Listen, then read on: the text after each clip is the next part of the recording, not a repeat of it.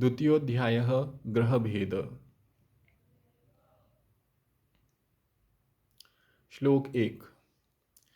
विज्ञ पुरुषों को तांबा सोना, पिता के शुभ फल, जातक के स्वयं के सुख प्रताप, धैर्य शौर्य, युद्ध में विजय, राजसेना, सेवा, प्रकाश, ज्ञान, शिव भक्ति, वन एवं पर्वतीय प्रदेश की यात्रा, हवन यज्ञ आदि कार्य में प्रवृत्ति, देवालय आदि का निर्माण, स्वभावगत तीक्ष्णता और उत्साह आदि का विचार सूर्य से करना चाहिए। श्लोक 2। चंद्रमा से मातृसुख, मानसिक आह्लाद, सागर स्नान, शुभ्र चवर, छत्र, पंखा आदि राजचिन्ह, फल, पुष्प, अन्न, कृषि कार्य, यश कीर्ति, मोती, कांसा, चांदी, मिष्टान्न, खीर, वस्त्र, जल, गौ, स्त्री, भोजन, सुख, शारीरिक सुख और सौंदर्य का विचार करना चाहिए। श्लोक 3। भौम से व्यक्ति के सत्व, भूमि से उत्पन्न पदार्थ, खनिज धातु, रत्नादि, सहोदर भाई के गुण, क्रूरता, युद्ध, साहस, विद्वेष, भोजनालय, अग्नि, स्वर्ण, सगोत्रीय अस्त्र, चोर, शत्रु, उत्साह, पर स्त्री में अनुरक्ति, असत्य भाषण, पुरुषार्थ, चित्तवृत्ति का अभ्युत्थान और ह्रास, पापकर्म, सेनाधिप्य और घाव आदि का विचार करना चाहिए। श्लोक 4।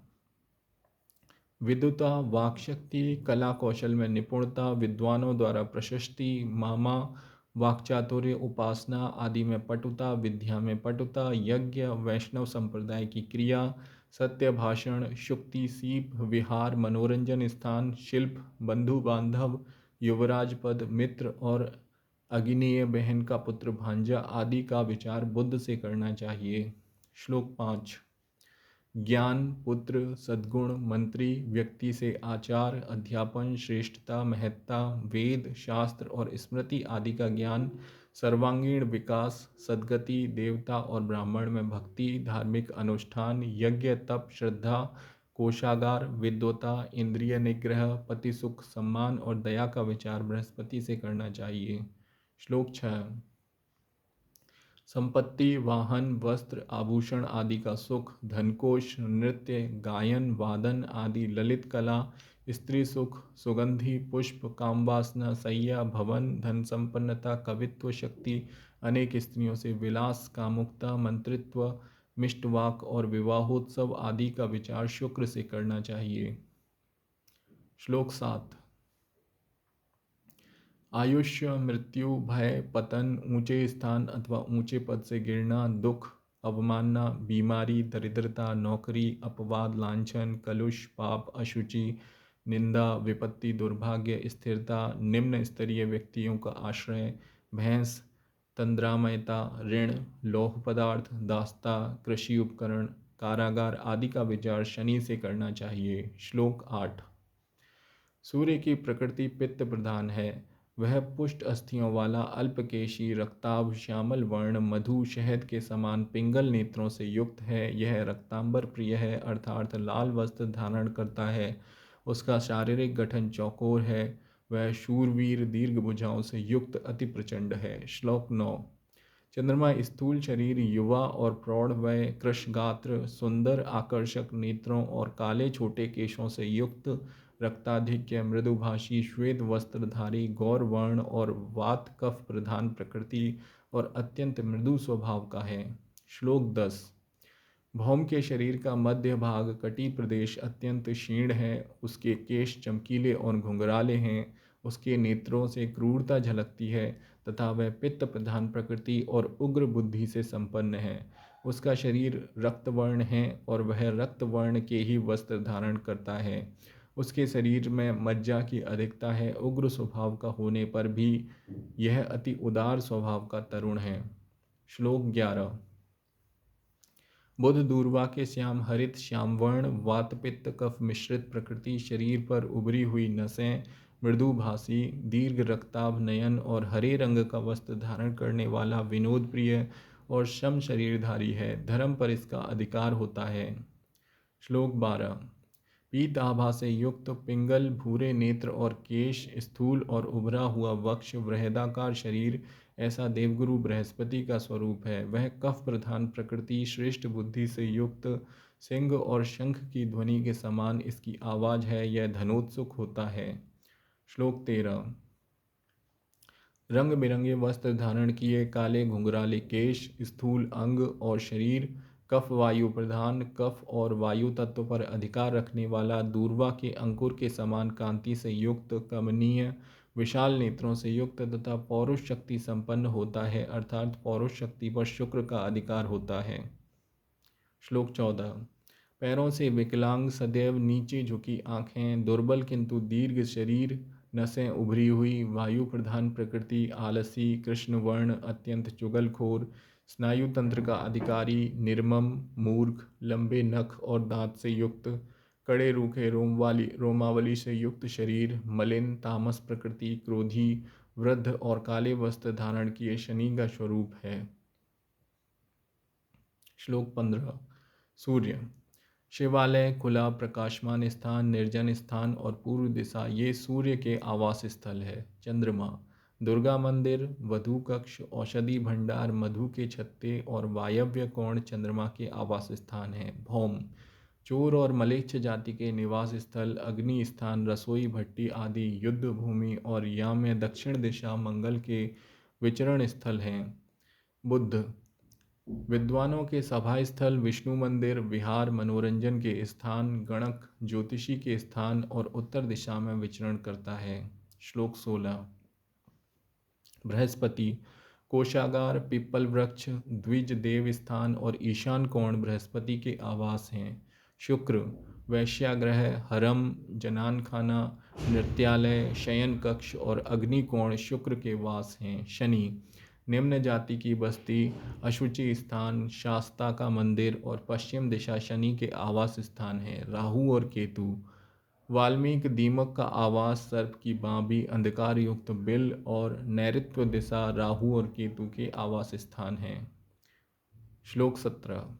सूर्य के बलवान होने पर जातक शिवभक्त, चिकित्सक, राजा अथवा प्रकाशक, यज्ञादि अनुष्ठान कराने वाला पुरोहित एवं प्रधान होता है और सिंह, मृग, हरिण और चक्रवाक आदि का कारक होता है। शास्ता देवता के उपासक स्त्री, धोबी, कृषक, जलचर, खरगोश, हरिण, बक, बगुला और चकोर आदि पर चंद्रमा का प्रभाव होता है। श्लोक 18। पाकशाला में प्रयुक्त भांडादि शास्त्रादि वहन करने वाला सैनिक, स्वर्णकार, भेड़, कुक्कुट, मुर्गा, श्रगाल, बंदर, गीध और चोर का कारक भौम होता है। गोपालक, विद्वान, शिल्प श्रेष्ठ, गणक, विष्णु के उपासक, गरुण, चातक और विडाल के कारक बुध होते हैं। श्लोक 19। ज्योतिषी, मंत्री, गुरु, ब्राह्मण, सन्यासी, विशिष्ट व्यक्ति, अश्व, कबूतर और हंस के कारक बृहस्पति होते हैं। गायक, धनिक, लंपट, वणिक, व्यवसायी, व्यभिचारी, वैश्या, नर्तक, मयूर, महिष, भैंस, शुक, तोता और गौ आदि का विचार शुक्र से करना चाहिए। श्लोक 20।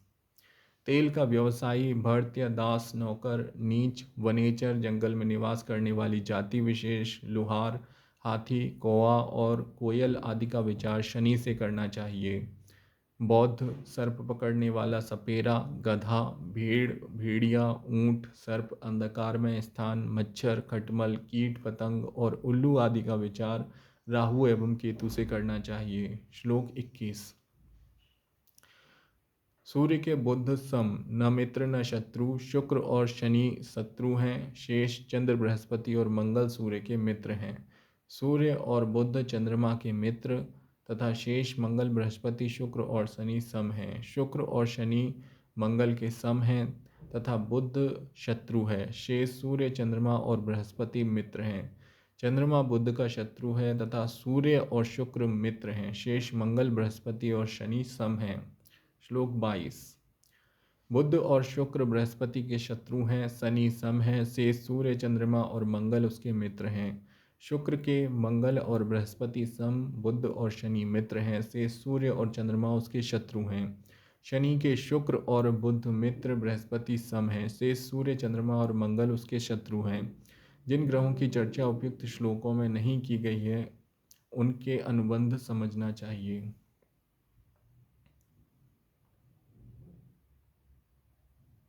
श्लोक 23। दो ग्रह यदि परस्पर एक दूसरे से तृतीय, चतुर्थ और द्वितीय तथा दशम, द्वादश और एकादश भावों में स्थित हों तो ये तात्कालिक मित्र होते हैं। तात्कालिक मित्रामित्र और नैसर्गिक मित्रामित्र के अनुसार अतिमित्र या अतिशत्रु आदि का निर्णय करना चाहिए। शनि अपने स्थान से तृतीय और दशम भाव को, बृहस्पति पंचम और नवम भाव को तथा भौम अपने स्थान से चतुर्थ और अष्टम भाव को पूर्ण दृष्टि से देखता है। यह उनकी विशेष दृष्टियाँ हैं। सभी ग्रह अपने स्थान से सप्तम भाव को पूर्ण दृष्टि से देखते हैं तथा उपयुक्त स्थानों पर उनकी चरण वृद्धि क्रम से 1, 2 और 3 चरण की दृष्टि होती है। श्लोक 24। सूर्यादि ग्रहों का अधिकार क्रमशः अयन 6 मास, क्षण 2 घटी, 1 दिन, 2 मास, 1 मास, 1 पक्ष, 15 दिन और 1 वर्ष होता है। बृहस्पति और शुक्र ब्राह्मण, सूर्य और भौम क्षत्रिय, चंद्रमा वैश्य और बुध शूद्र है तथा शनि मलेच्छ वर्ण है। चंद्रमा, बृहस्पति और सूर्य सत्वगुण प्रधान ग्रह हैं। शुक्र और बुध राजस गुण प्रधान तथा भौम शनि तमोगुण प्रधान ग्रह हैं। ग्रीष्म ऋतु पर सूर्य और मंगल का, वर्षा ऋतु पर चंद्रमा का, शरद ऋतु पर बुध का, हेमंत ऋतु पर बृहस्पति का, शिशिर ऋतु पर शनि का और वसंत ऋतु पर शुक्र का अधिकार होता है। श्लोक 25। दिन में जन्म हो तो सूर्य पितृकारक और शुक्र मातृकारक होते हैं। शनि पितृव्य और चंद्रमा मातृ भगिनी मौसी के कारक होते हैं। रात्रि जन्म हो तो शनि पितृकारक और चंद्रमा मातृकारक तथा सूर्य और शुक्र क्रमशः पितृव्य और मौसी के कारक होते हैं। सूर्य और चंद्रमा क्रमशः दक्षिण और वाम नेत्र के कारक हैं। भौम कनिष्ठ भ्राता के और बृहस्पति ज्येष्ठ भ्राता के कारक हैं। बुध दत्तक पुत्र का कारक होता है। श्लोक 26। चंद्रमा शरीर का और सूर्य आत्मा का कारक होता है। भौमादि 5 ग्रह पंच ज्ञानेंद्रियों के कारक होते हैं। सूर्य के शत्रु ग्रह गुलिक, राहु और केतु जातक को शारीरिक और आत्मिक कष्ट देते हैं। बुध घ्राण शक्ति का, शुक्र और चंद्रमा रस, स्वाद या जिह्वा के कारक हैं। सूर्य और मंगल रूप दृष्टि के और बृहस्पति शब्द, वाचा, वाक शक्ति के कारक हैं। शेष ग्रह शनि, राहु और केतु स्पर्श के कारक हैं। श्लोक 27। क्षीण चंद्रमा, सूर्य, मंगल, शनि, राहु तथा केतु और पाप ग्रह से युक्त बुध ये पाप ग्रह हैं। केतु, बुध और शनि नपुंसक ग्रह हैं। शुक्र, राहु और चंद्रमा स्त्री ग्रह हैं तथा शेष सूर्य, मंगल और बृहस्पति पुरुष ग्रह हैं। रुद्र, शिव, अम्बा, पार्वती, कार्तिकेय, विष्णु, ब्रह्मा, लक्ष्मी और यम सूर्यादि 7 ग्रहों के अधिष्ठाता देवता हैं। राहु के देवता शेषनाग और केतु के देवता ब्रह्मा हैं। सूर्यादि 7 ग्रहों में क्रमशः अग्नि, जल, अग्नि, पृथ्वी, आकाश, जल और वायु तत्वों की प्रधानता होती है। श्लोक 28। सूर्य का अन्न गेहूँ, चंद्रमा का चावल, शनि का तिल, बृहस्पति का चणक चना, केतु का कुलुत्थ कुल्थी, मंगल का अन्न दाल, बुध का मूंग, शुक्र का श्याम मूंग और राहु का अन्न उड़द है। राहु सूर्य, शनि, मंगल, बृहस्पति, बुध, चंद्रमा, केतु और शुक्र के क्रमशः अंबर, कलिंग, सौराष्ट्र, अवंती, सिंधु, मगध, यवनदेश, पर्वत और कीकट प्रदेश हैं। श्लोक 29। सूर्य का रत्न माणिक्य है, चंद्रमा का निष्कलंक मुक्ता, भौम का रत्न मूंगा, बुध का रत्न मरकतमणि पन्ना, बृहस्पति का रत्न पुखराज, शुक्र का रत्न वज्र हीरा और शनि का रत्न नील नीलम है। राहु और केतु के रत्न क्रमशः गोमेदक और वैदूर्यमणि लहसुनिया हैं। श्लोक 30-31। तांबा, कांसा, तांबा, त्रपु, सीसा, स्वर्ण, रौप्य, चांदी और लोहा सूर्यादि ग्रहों के धातु हैं। ग्रहों के वर्ण के अनुसार उनके वस्त्र होते हैं। मंगल का वस्त्र दग्ध वस्त्र और शनि का जीर्ण शीर्ण वस्त्र है। सूर्य का रस कटु, मंगल का तिक्त, चंद्रमा का लवण, बुध का मिश्रित, बृहस्पति का मधुर, शुक्र का अम्लीय और शनि का कषाय रस है। श्लोक 32। सूर्य, बृहस्पति, बुध और मंगल शरीर के दक्षिण भाग में चिन्ह या लक्षण देते हैं। अन्य ग्रह शरीर के वाम भाग में लक्षण करते हैं। सूर्यादि ग्रह क्रमशः कटी प्रदेश, कमर, सिर, पृष्ठ, पीठ, काख, स्कंद, मुख और पैर पर चिन्ह करते हैं। सूर्य की अवस्था 50 वर्ष, चंद्रमा की 70 वर्ष, भौम की अवस्था 16 वर्ष, बुध की 20 वर्ष, बृहस्पति की 30 वर्ष, शुक्र की 7 वर्ष और शनि की अवस्था 100 वर्ष है। राहु की अवस्था भी 100 वर्ष है। श्लोक 33 से 35। राहु का वर्ण श्यामल, लंबा शरीर, निम्न जाति का, चर्म रोग से ग्रस्त एवं पाखंडी है और हकलाकर बोलता है। वह असत्य भाषण करने वाला, धूर्त, कुष्ठ रोगी, दूसरों की निंदा करने वाला और बुद्धिहीन है। केतु रक्ताव, भयंकर नेत्रों से युक्त, विष में बुझी जिह्वा, उभरी हुई देह, शास्त्र सज्जित और पतित है। धूम के समान उसका वर्ण है और वह नित्य धूम का ही पान करता है। उसका शरीर दुर्बल एवं व्रण चिन्हों से भरा है। वह अत्यंत नृशंस है। राहु की धातु सीसा और जीर्ण वस्त्र उसकी भूषा है। केतु का मृतिका पात्र और अनेक रंगों से युक्त उसका वस्त्र है। बुध, शुक्र और शनि राहु के मित्र हैं। केतु के भी यही मित्र हैं। मंगल, सम और शेष सूर्य, बृहस्पति और चंद्रमा दोनों के शत्रु हैं। श्लोक 36। सूर्य सानिध्य में अस्त ग्रह, नीच राशि या शत्रु राशिगत ग्रह, षष्ठ, अष्टम और द्वादश भाव में स्थित ग्रह दो स्थान में स्थित कहलाते हैं। इनसे अतिरिक्त स्थानों में स्थित ग्रह सुस्थानस्थ या शुभद कहलाते हैं। जल संबंधी प्रश्न में यदि चंद्रमा द्वादश भाव में, आय एकादश भाव में, तनु लग्न भाव में, षष्ठ एवं सुत पंचम भाव में अथवा काम सप्तम भाव में स्थित हो तो जल की अभिवृद्धि कहना चाहिए। श्लोक 37। वृहदाकार अंतःसार, भीतर से सुदृढ़ वृक्षों पर सूर्य का अधिकार होता है। लताओं पर चंद्रमा और शुक्र का अधिकार है। गुल्म तथा झाड़ियों पर राहु और केतु का अधिकार है। कांटेदार वृक्षों पर मंगल और शनि का अधिकार है। फलदार वृक्षों पर बृहस्पति का और फल रहित वृक्षों पर बुध का अधिकार होता है। दुग्धधारी और पुष्प देने वाले वृक्षों पर चंद्रमा और शुक्र का, वनौषधियों पर चंद्रमा का अधिकार होता है। रस विहीन निर्बल वृक्षों पर शनि का अधिकार होता है। साल वृक्ष पर राहु का अधिकार होता है। इस प्रकार मंत्रेश्वर कृत फल दीपिका में ग्रह भेद नामक दूसरा अध्याय समाप्त हुआ।